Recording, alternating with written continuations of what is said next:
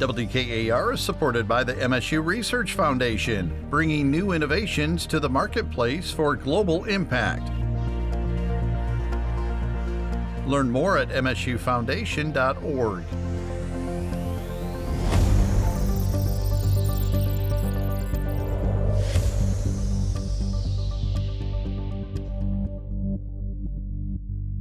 I'd like to welcome to this segment my two major leaks in the Democratic caucus and the Attorney General's office. Not true. Gentlemen, thanks for being with us. Artificial intelligence, on a scale of 1 to 10, how concerned are you that this is going to go sideways and really damage the political arena? Well, I think it's a massive opportunity for chaos and distrust and discord, but it's also a massive opportunity for innovation and creativity and advancement. It can really go both ways. It probably will go both ways. But what we're already seeing in elections in other countries, like in the UK, they question whether some of the candidates even actually existed or whether they were created by AI to help boost vote share for burgeoning new parties. In Slovakia, they recorded a voice that sounded like the pro-Western candidate, making it sound like he was faking and stealing the election, and the pro-Kremlin candidate won instead. So it's already happening elsewhere. It's coming here. On a scale of 1 to 10, in your private moments, where does it end up? Well, for now, because the complete lack of regulation, the fact that the federal government was barely getting its act together. I just saw on the news on the way over here, Tim, the FCC is thinking about putting restrictions in on fake robocalls. So they're a little bit behind the ball. So, it's somewhere around a 7 as a problem right now, I think. What's your number? Oh, it's a 10. I'm making so much money off of this stuff right now. It's a 10. You should be alarmed. Well, that's the point. Okay, why are you making money off of this? There are so many different applications for artificial intelligence in politics. I think the thing that right at the top of the list that worries people the most is just straight up fakes of things. We kind of saw this with the DeSantis campaign, where they recorded an ad with an AI of Trump's voice saying something that Trump had said, but not they didn't have a recording of it, so they just made one up. John pointed to some examples from Europe that we've seen. That's just the fakes, to say nothing of the way that you can use AI tools to get incredibly invasive about mass quantities of information about millions and millions of people at once that you can analyze in a way that a human being never would. You can use that to target people. You can use that to create content that's meant to stimulate their particular brains. It's incredibly frightening. Do you have clients coming to you saying, political clients who are running for office, protect me?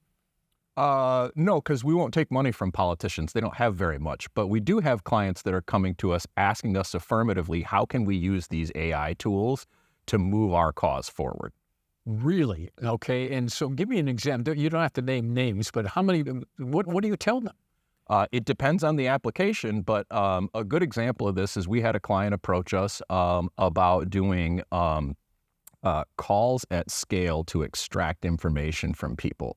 And they were on sort of, but we're trying to harvest much more granular information about people's lives. And you can actually get an AI that will have a conversation with someone on their telephone. And you can do that at scale, millions and millions of times over and over again. Asking what kind of questions? Literally anything that you want to know about people, any information that they're willing to give to this thing that they think is a human on the other end of the line. And when you do that, is there a part of your conscience that says, I'm uncomfortable? No, I mean, this is... you have no conscience. My standards are low, but they exist. No, this is the regulatory regime that we have right now. John alluded to the fact that Washington is way behind the stick in terms of potential regulations here. Senator Klobuchar has got a couple of bipartisan bills in the Senate to potentially regulate some applications of AI. Part of the problem with those is that there are serious First Amendment concerns with that. Lies are protected by the First Amendment. Well, how do you control this? The genie is out of the bottle, John.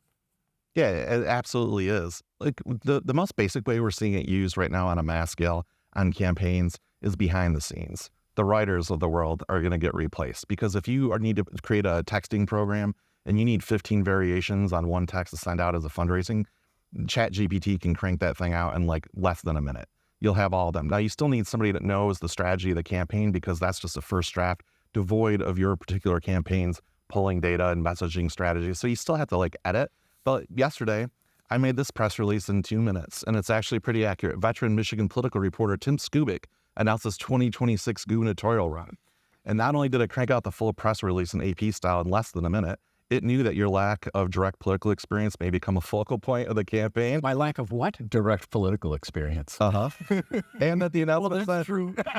the announcement sent shockwaves through Michigan's political landscape because your candidacy represents an unconventional move from journalism to the governor's race. So even AI right now knows what some of the sticking points are because it knows you're a journalist and it knows from all the data it's harvested why that could potentially be an issue. Less than 2 minutes. All right, so let's assume that somebody wanted to put that out and I came to you, protect me, help me. Can you do it? Can you do that?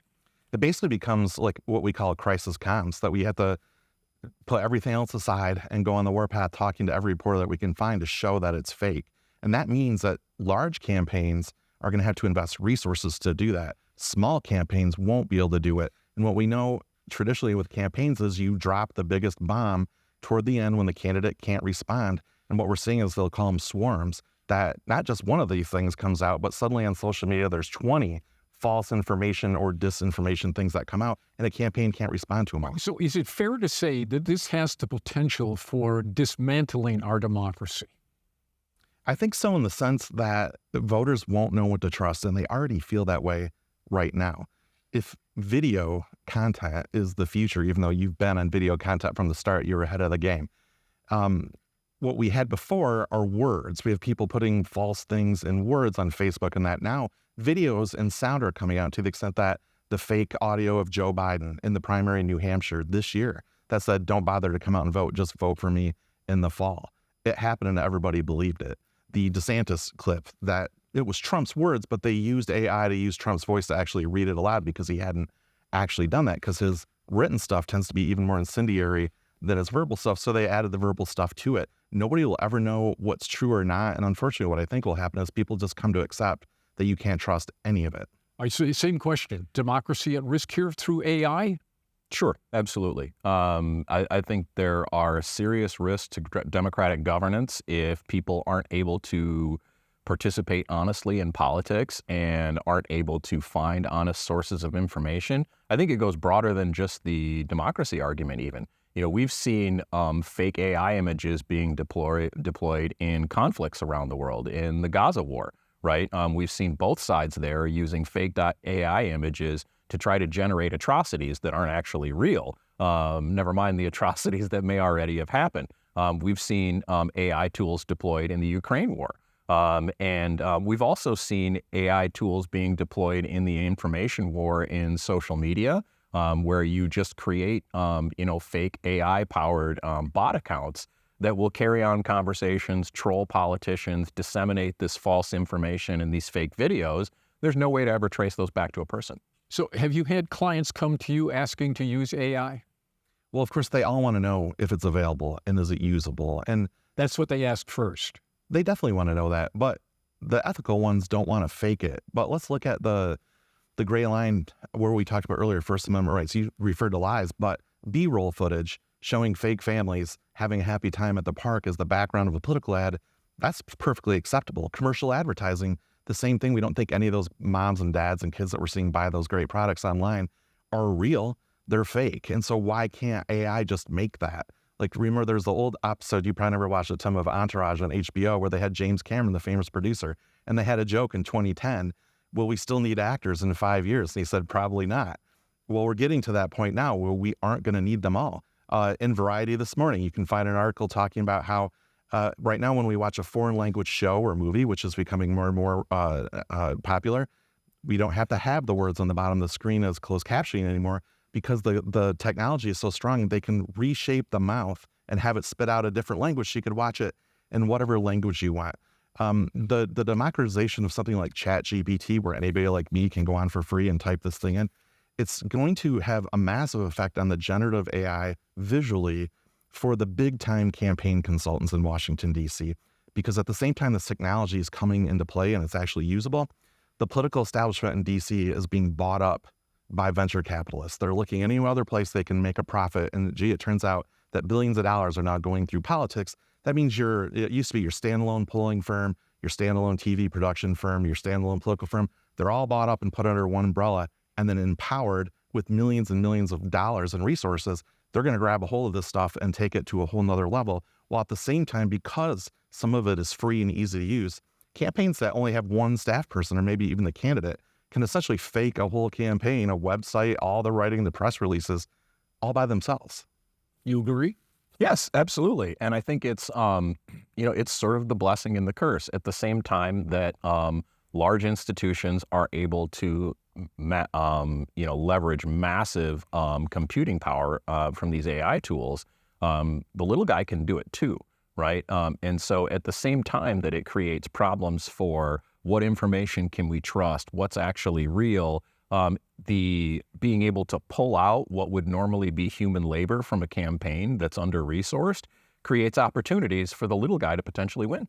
All right, so if you have a client that comes to you and says, somebody sent out a phony press release, you can't reach enough people to undo what's already been done. Yes or no? That's absolutely correct. So do you tell this client to go away, or do you still take their money?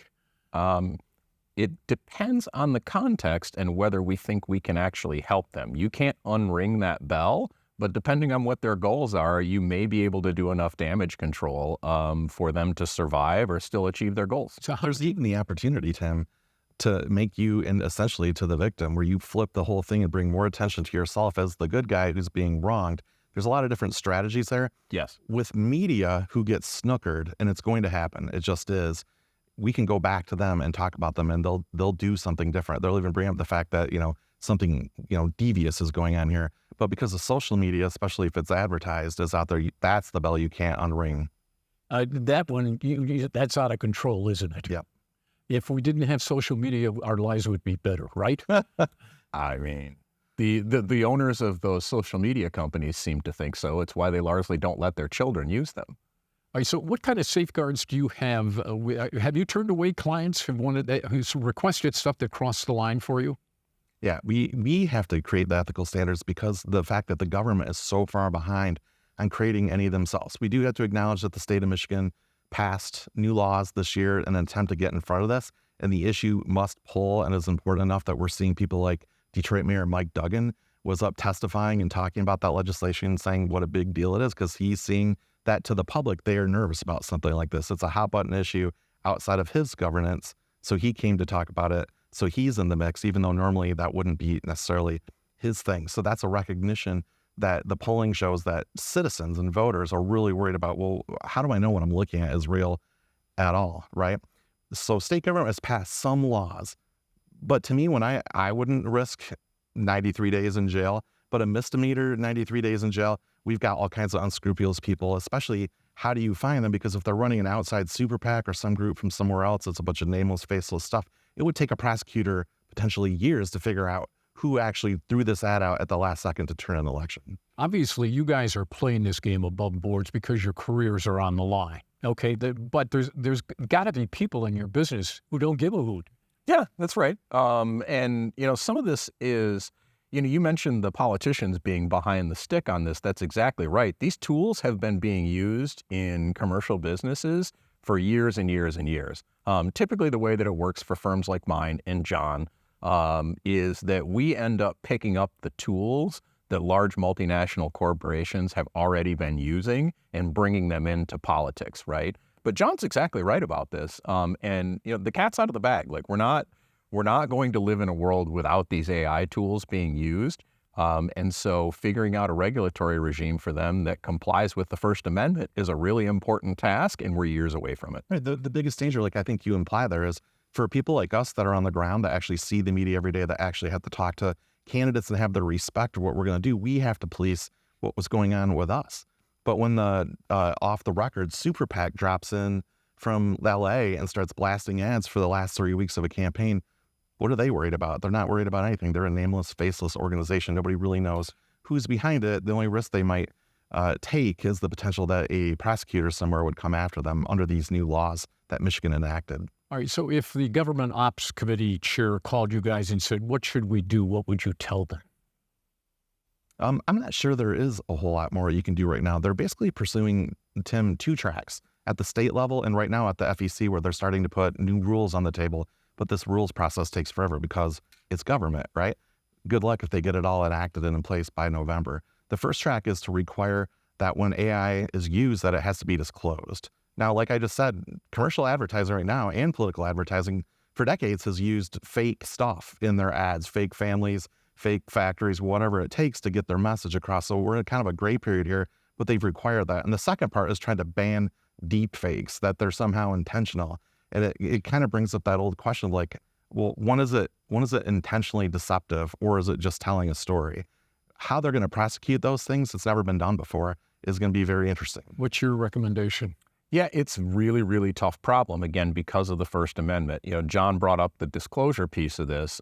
Senator Klobuchar, one of those bipartisan bills that she has is to do exactly that, right? To require disclosure when AI tools are being used to present what you're seeing or hearing.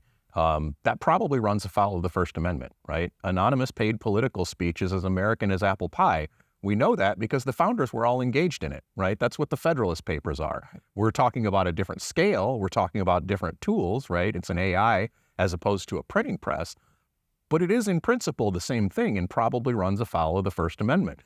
Some of the more muscular approaches that are being proposed in terms of banning deceptive images, that's clearly unconstitutional. So it's a really thorny regulatory problem. Free speech and, free speech is foundational to American democracy, but it's also in conflict with these tools that are both a blessing and a threat to American democracy. It's a thorny issue. You may actually also enjoy the flip side idea that as distrust grows on voters' behalf of what they see on their screen, the ability for legit attacks based on someone's political background, or if they got arrested for drunk driving or some lawsuit that was in their background, legit campaigns will put out legit information about those things the last 2 weeks of a campaign, and voters will say, I don't even know if that's real, so I'm not going to pay attention to it. And so that's going to alter how campaigns have to adapt and adjust. It's probably going to get uglier before it gets any better. And on that ominous note, thank you for your expertise, and good to see both of you. Thanks for having us. Yeah, take care, guys. Let me see that.